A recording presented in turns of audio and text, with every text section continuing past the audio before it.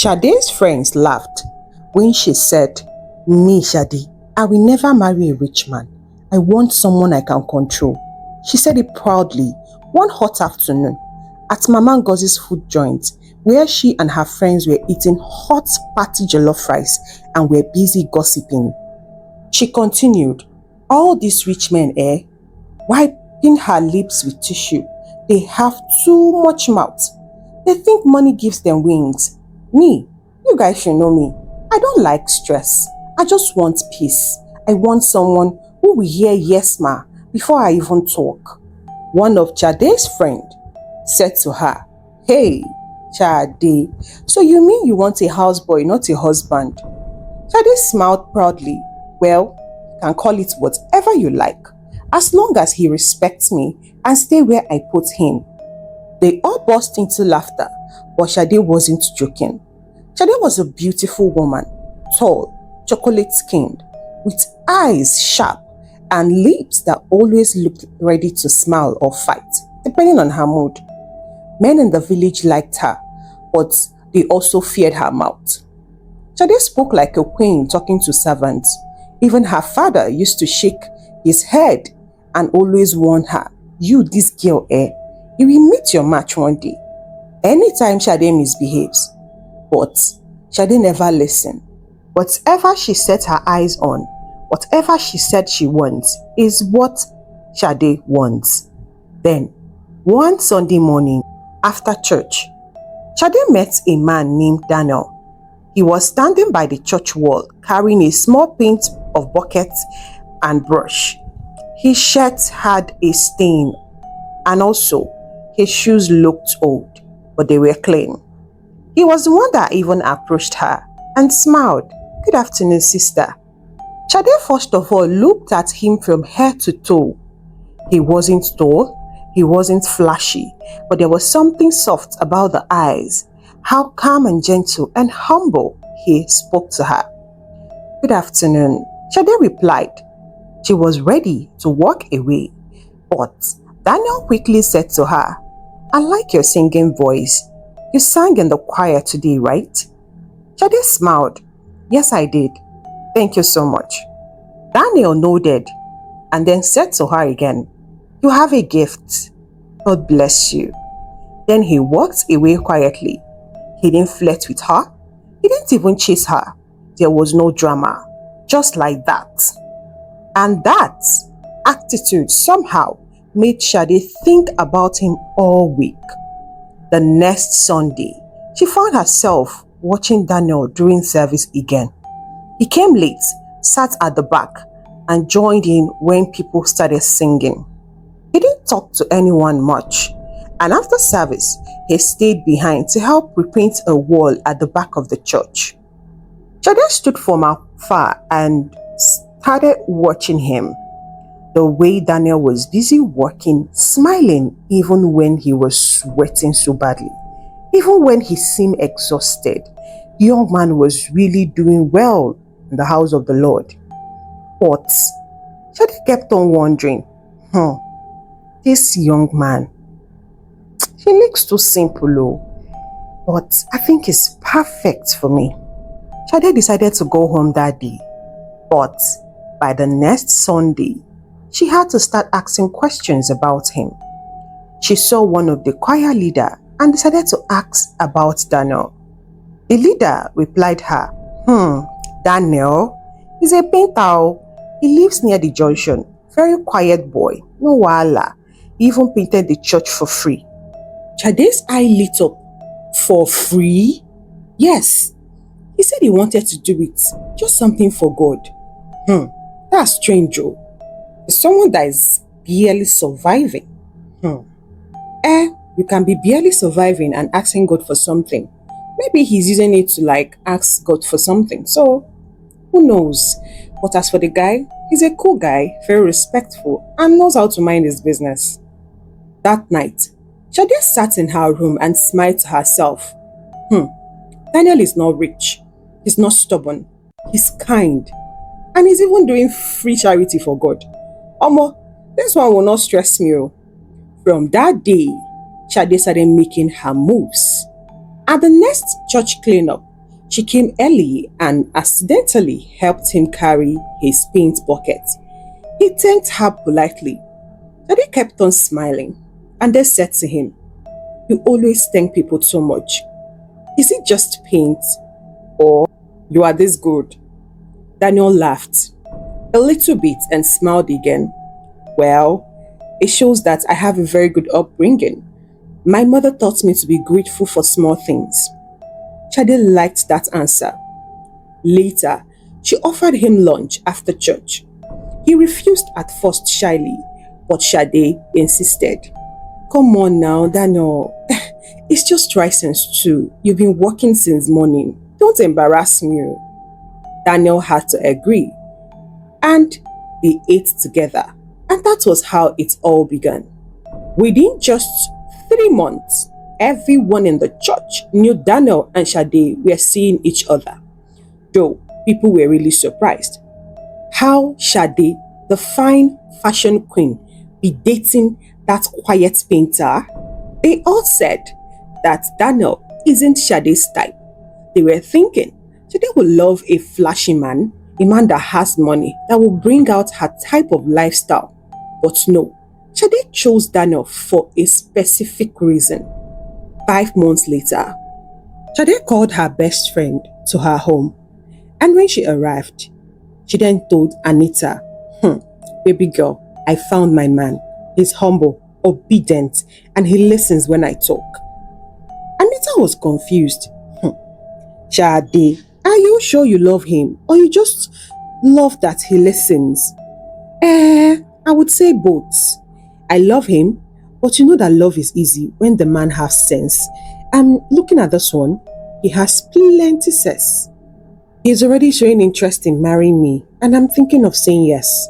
I just want to inform you so that I can inform others, so that they will not hear, "Oh, Shade is getting married and she didn't tell anyone." I won't be the winch in the story, so better tell them as I'm telling you now. Anita tried all she could to talk her out of the marriage because, mere looking at Shade, she's already obsessed with the fact that she can control Daniel, and not that she loves him. But Shade had made up her mind and she wasn't listening to anyone. Regardless of what Anita said, Shade did not listen. In fact, she wanted to cause issues between the two of them, and Anita had to hold her peace. She then left to go and inform the other friends.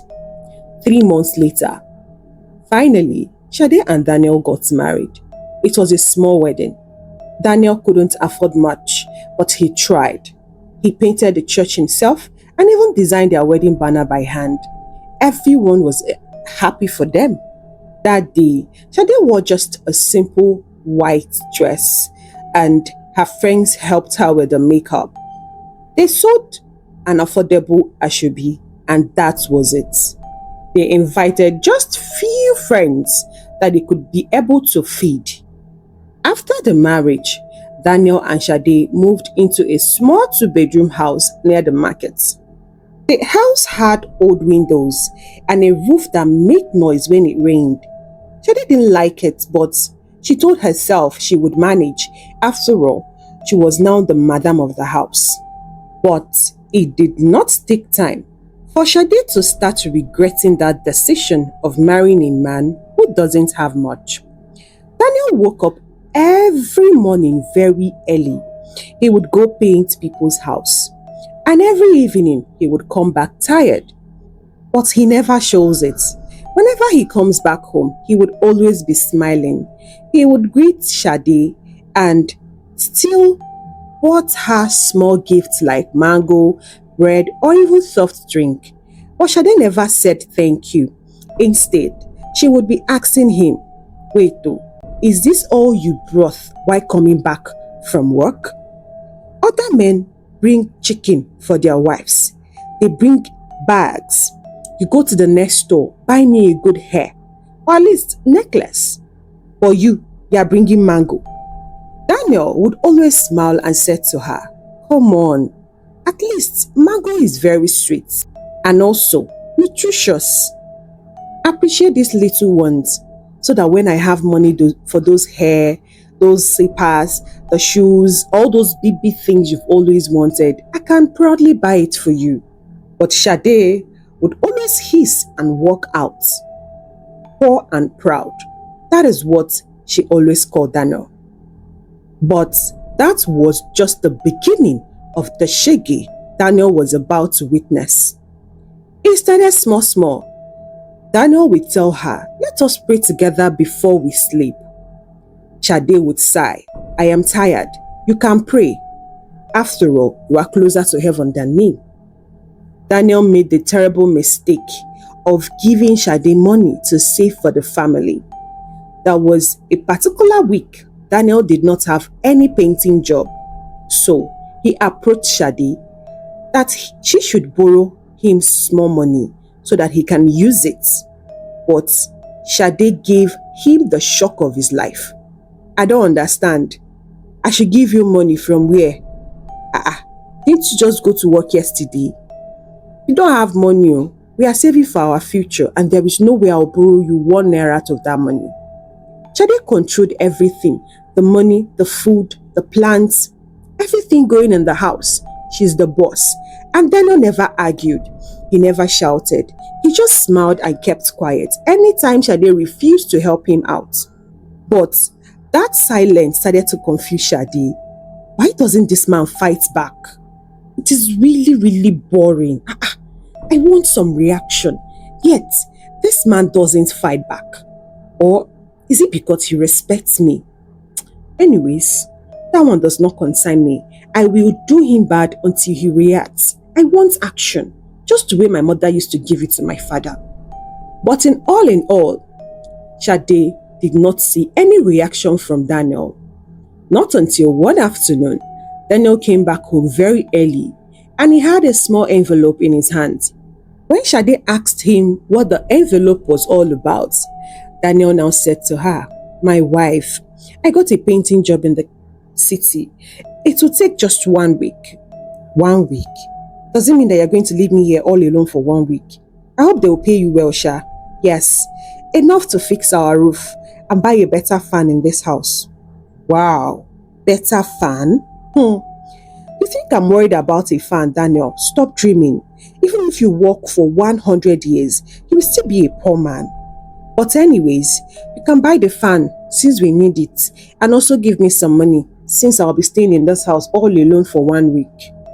After Daniel left for that work, Sade bragged to her friends again. I told you people, this one is easy to control. He doesn't even talk. If I sit, he sits. If I say he should stand while I'm sitting, he will stand though. If I say don't eat, this man will sleep hungry. Her two friends were so happy for her. They clapped for her, calling her the real madam. And Sade was smiling proudly. Let me tell you, I can never suffer in marriage. I am the one controlling and calling the shots. But deep down, even as she laughed, something small and strange began to grow inside her. Boredom. For that whole 1 week that Daniel wasn't around, Sade missed him so much. The bed felt too big, and she even started to miss his greeting, "Good morning, my wife." Even though Sade couldn't even admit it, but she really felt lonely. After 1 week, Daniel finally returned. When he returned, he looked happy, but mere looking at him, you would know that, oh, this man is very tired. He carried a small brown bag that day, and when he walked in, my wife, how have you been? And Sade gave the usual clap back of talking anyhow, but Daniel ignored her. "I bought something for you." Sade looked at him. "I hope it's not mango this time around." "No, it's not mango." He brought out a bag and gave it to him. Inside it was a small blue box. And when Sade opened it, it turns out to be a gold bracelet. Sade grasped in shock. "Daniel, Jesus, this is beautiful. Where did you get money for this?" "Oh, it's from the job. I saved small. You deserve everything good." "Wow. Thank you so much. Oh, this is beautiful. At least you are learning very well from me." But that night, as she wore that bracelet to bed. She didn't know she was the one being studied. Every word, every insult, every act of pride, Daniel saw it and stored it and waited for the right time. By the 8th month of their marriage, the whole neighborhood knew who ruled the house. If they quarreled, Sade's voice will fill the whole house, while Daniel stayed silent. When she walked, people greeted her with so much respect. But when Daniel passed, people whispered, "Ah, that quiet painter with the loud wife that controls him up and down." Even the landlord once told him jokingly, Daniel, my son, if you're in any trouble, better call me if your wife ever wants to beat you. This one, she's bringing down the roof of the house every little misunderstanding you both have." Daniel laughed. "No need, sir. Every queen needs a crown. Do not worry yourself." Nobody understood what he meant, not even Sade. But one day, she would. Then, one quiet evening after dinner, Daniel sat by the window. He looked tired but peaceful. He then turned towards Sade and said to her, "My wife, I got a small contract today. A hotel in town needs painters. It will take some weeks, but this time, I won't be staying over. I will be coming and be going. But if it warrants that I'll stay during the weekend, I would stay." This is good though. Omo, who is giving you all these contracts? Anyways, I'm happy. At least you, my husband, is taking care of the house. And me too. But hope they will pay you well this time. I'm tired of this small money that you are giving me anytime you are leaving. Don't worry. This one will be different. Daniel said to her. The next day, he left very early. Every day after that, he woke up before sunrise, carried his paint buckets, and would always come back home late. He didn't talk much because he barely have time to. When he woke up, Sade is still sleeping, and by the time he comes back, Sade has slept. So, two of them don't actually meet each other, and Sade didn't even care. One day, Daniel had to call Sade up very early in the morning. After so much struggle of waking her up, she finally woke.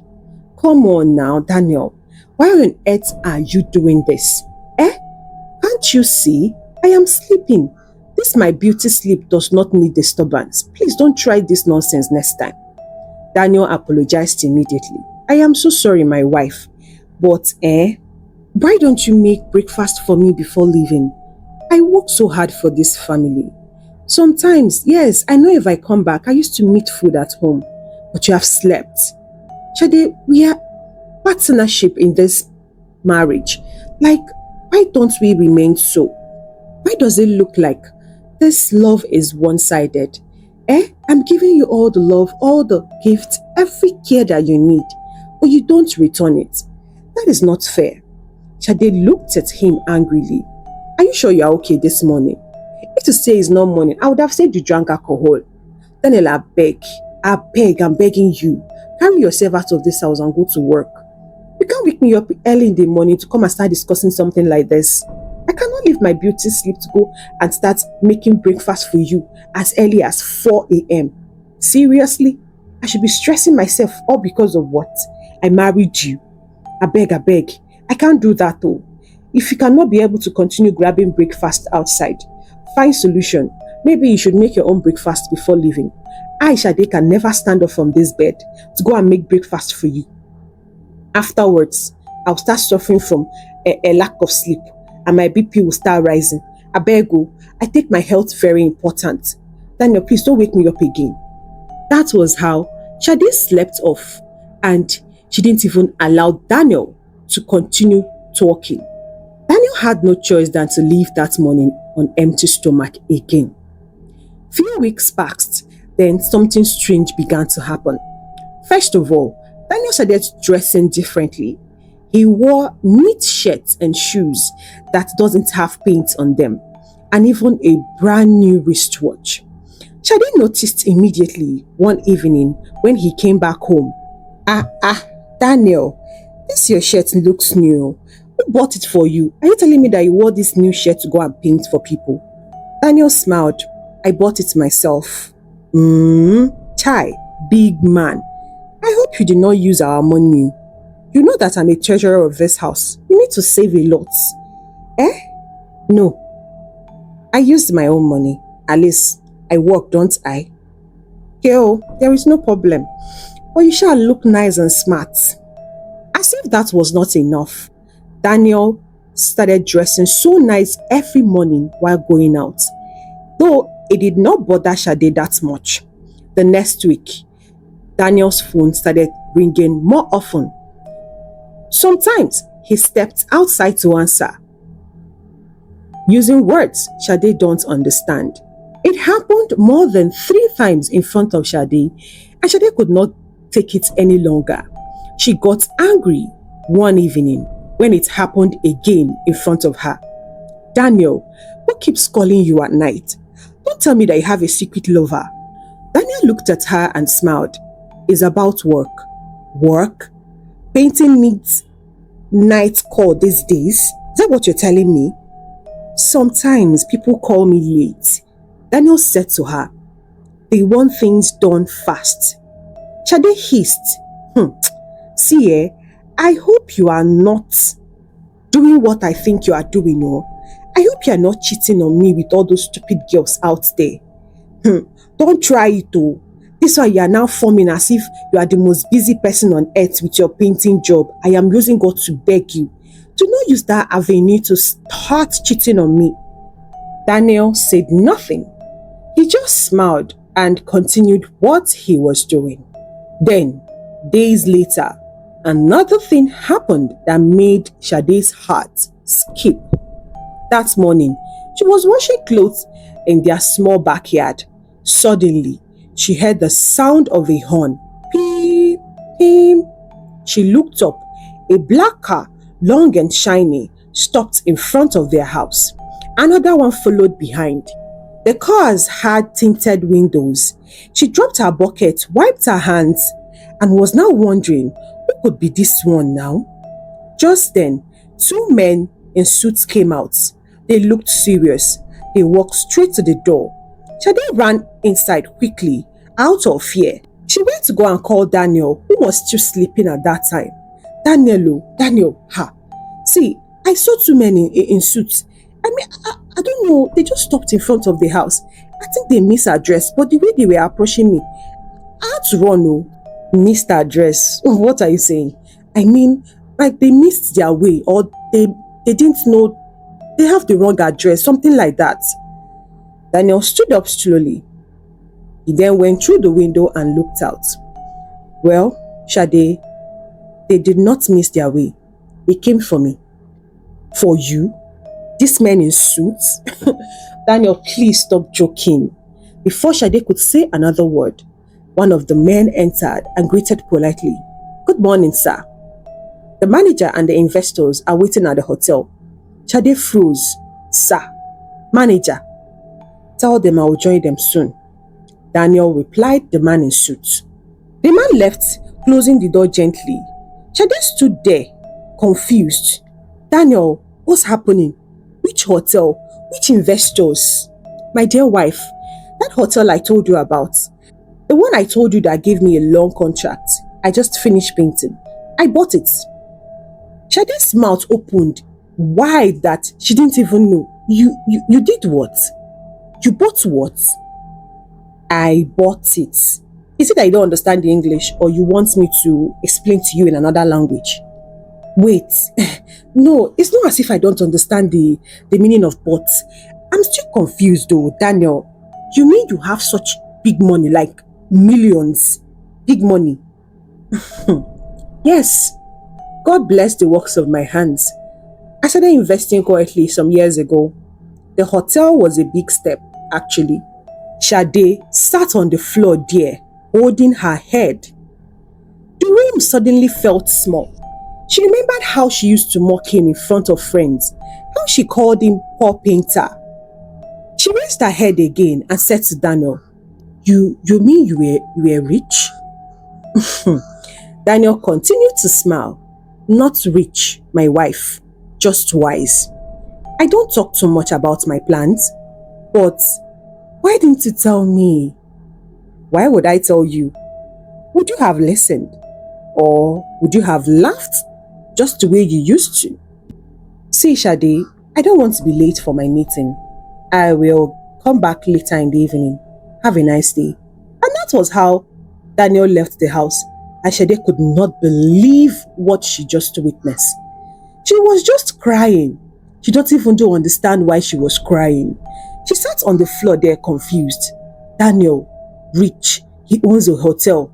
Hey, what have you done, Shade? Oh, ha! Your village people, they really mean so bad for you. What is this? I am sure that Daniel will come back and ask me to pack out of the house. I am sure that he will never forgive me for the way I treated him, embarrassed him. Ha! I'm finished. Shade continued crying till evening. By the time Daniel came back, she was really scared of the next action Daniel would take. But to her surprise, Daniel asked her to pack her things. Pack my things? Ah, I said it. I am going back to my father's house. No. Pack your things. We are moving to our new house. What? New house? Yes. There are cars waiting. Pack your things and be fast. Shade did not argue this time. She didn't talk down on Daniel. She quietly packed her things. And the next morning, they left. When they arrived at the new house, Shade could not believe her eyes. The house was just like those ones she used to see on television. Those ones they used to act movie on. The house was so massive and very beautiful. Daniel, are we living here now? Yes, this is our new home. Ew! Village people, oh. Daniel, I'm sorry. Immediately, Shade knelt down and started begging. I'm sorry for how I treated you. Sorry. Please, don't send me back to my father's house. I'm the most stupid human being. I thought the way my father was being treated by my mother is the best way. My mother controlled the house because she makes more money than my father. I'm sorry. My father never said a word. He endured everything. My mother's tantrum, my mother's insult. I thought if I get a man that would, live the same manner, I would have peace. I will be in control and everything will go on well. I am so sorry, Daniel. I'm sorry. Please forgive me. Don't send me back to my father's house. Well, Shade, the only saving grace you have is that you never try to raise hands on me or try to be violent. The only weapon you have is your mouth, and I loved it. Being a very quiet young man, I wanted a woman who is bold, outspoken just like you. I am sorry, it might sound weird, but I loved those tantrums you used to throw. I love where you try to control things, and I love it when my women are in charge. It's just that you didn't really take it overboard. If to say you did by extending domestic violence on me, I don't think I'll be here talking to you.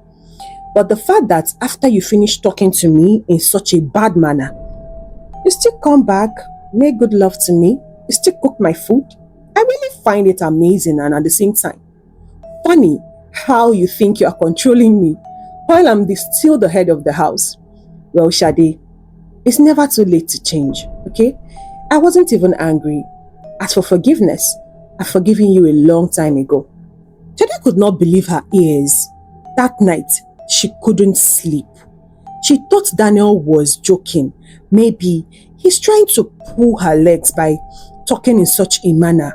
But with time, Shade come to understand that this is who Daniel truly is. He is very quiet and don't talk much, but it doesn't mean he's foolish. Shade changed her ways. Daniel even opened a big boutique for her where she sells clothes. In fact, she adored her husband from that day onwards. She never disrespected him in public. And Shade learned her lessons that it would have gone south or go the wrong way if Daniel isn't the kind of man he is. Some men wouldn't tolerate disrespect, insult, when they are the ones still feeding you under their roof. This is to tell you, a calm person is not a weak man. Oh. Sometimes they are just waiting for the right time to surprise you. Besties, are there still men like Daniel who love women who are loud, outspoken, and even the ones that will insult them sometimes and they will keep quiet? Can you tell me in the comment section if there is? And please share the story to your loved ones. Give it a big thumbs up if you enjoyed it. And don't forget to click that subscribe button. I will see you on the next one. Goodbye and stay blessed.